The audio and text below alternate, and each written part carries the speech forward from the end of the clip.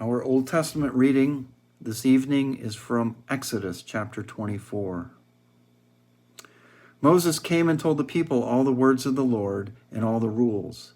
And all the people answered with one voice and said, "All the words that the Lord has spoken we will do." And Moses wrote down all the words of the Lord. He rose early in the morning and built an altar at the foot of the mountain and 12 pillars, and according to the 12 tribes of Israel. And he sent young men of the people of Israel who offered burnt offerings and sacrificed peace offerings of oxen to the Lord.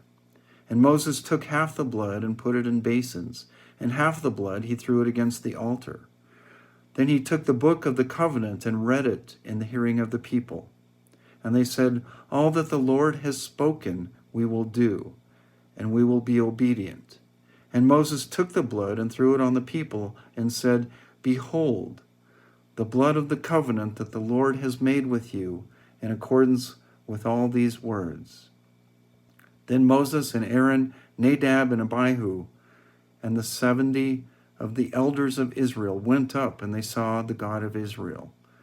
There was under his feet, as it were, a pavement of sapphire stone, like the very heaven for clearness.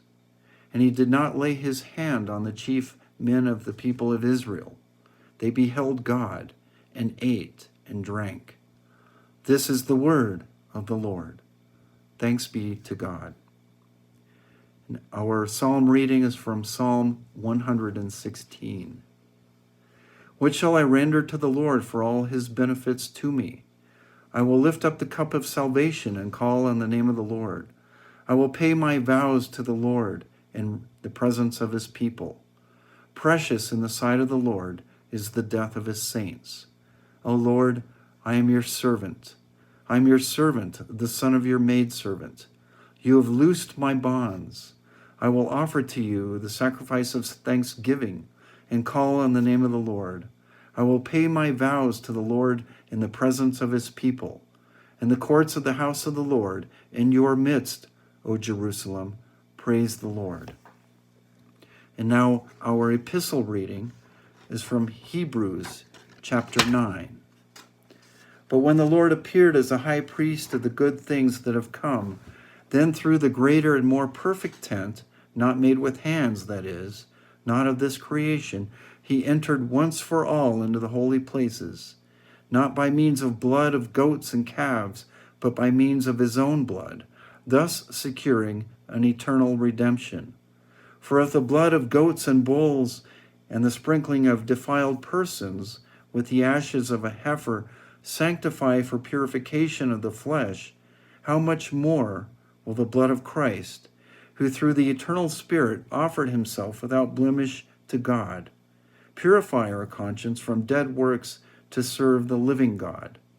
Therefore he is the mediator of a new covenant, so that those who are called may receive the promised eternal inheritance, since a death has occurred that redeems them from the transgressions committed under the first covenant.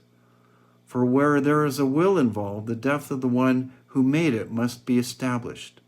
For a will takes effect only at death, since it is not in force as long as the one who made it is alive. Therefore, not even the first covenant was inaugurated without blood. For when every commandment of the law has been declared by Moses to the people, he took the blood of calves and goats with water and scarlet wool and hyssop, and sprinkled both the book itself and all the people, saying, "This is the blood of the covenant that God commanded for you."